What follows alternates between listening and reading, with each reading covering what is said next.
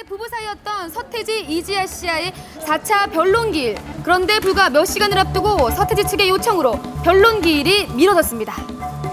갑작스런 연기 신청, 그 이유는 무엇일까요? 이후 양측은 보도자료를 통해 입장을 밝혔습니다. 총 이틀에 걸쳐 양측이 배포한 4장의 서면, 발표될 때마다 새로운 쟁점이 부각됐는데요. 가장 먼저 도착한 서태지 씨의 보도자료, 먼저 연기 신청의 이유부터 밝혔습니다.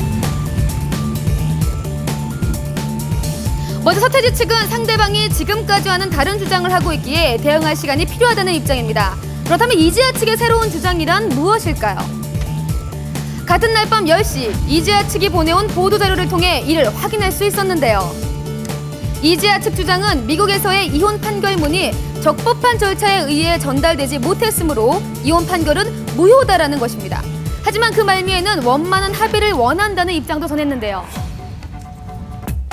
이지아 씨의 합의 의사에 서태지 측은 어떤 반응일까요? 그럼 어떤 입장이신지 해서요. 그건 지금 입장을 정리 중이거든요. 그리고 바로 보내온 서태지 측 서면 입장. 같은 성격의 소송을 제기하지 않겠다는 약속과 비방을 하지 말라는 조건을 받아들인다면 합의하겠다는 입장이죠. 하지만 보도자료를 통한 양측 논쟁은 끝나지 않았습니다. 서태지 측은 이지아 씨가 새로운 쟁점인 이혼 효력 무효 사실을 이미 소송 초기부터 알고 있었다며 불편한 심기를 드러냈고요.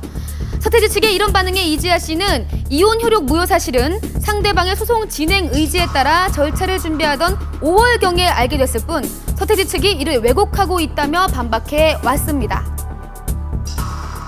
재판 대신 보도자료를 통해 펼쳐진 치열한 서면 공방. 그런데 한밤의 TV연예가 보다 면밀히 검토한 결과 주목해야 할 점들이 발견됐습니다. 양측 보도자료에 드러난 쟁점입니다. 4장의 서면에서 새롭게 부각된 쟁점은 이혼 효력 무효. 이지아 씨는 왜 이혼을 무효라고 주장하며 서태지 씨도 이를 민감하게 받아들이는 걸까요?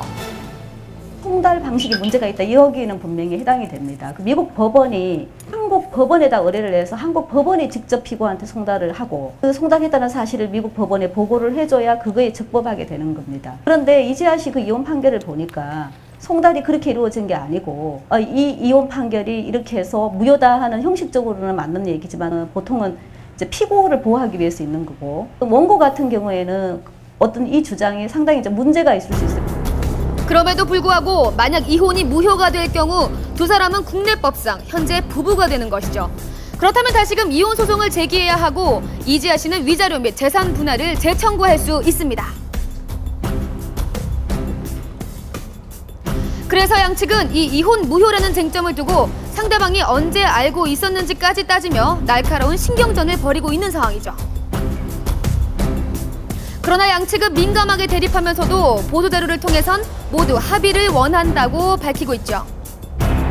사실 이지아 씨는 이미 지난 4월 전 남편에 대한 소송을 취하하겠다고 밝혔었는데요. 소송을 진행하며 범인은 물론 가족들의 신상까지 공개되어 심한 정신적 고통을 받았다는 것이 그 이유였습니다.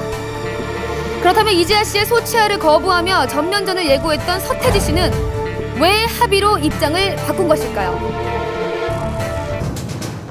사실 이대로 재산분할 소송이 계속된다면 서태지 씨의 숨겨진 재산 규모가 밝혀질 수도 있고 만약 이혼 무효가 인정된다면 새로운 이혼 소송과 위자료 청구 소송 과정에서 그간 숨겨왔던 결혼 미스터리와 사생활까지 노출될 가능성이 있습니다.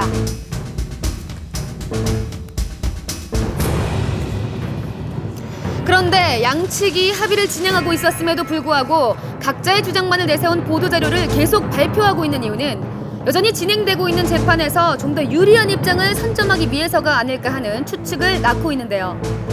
과연 새롭게 떠오른 이혼 무효 주장과 함께 여전히 합의를 원하고 있다는 양측의 입장.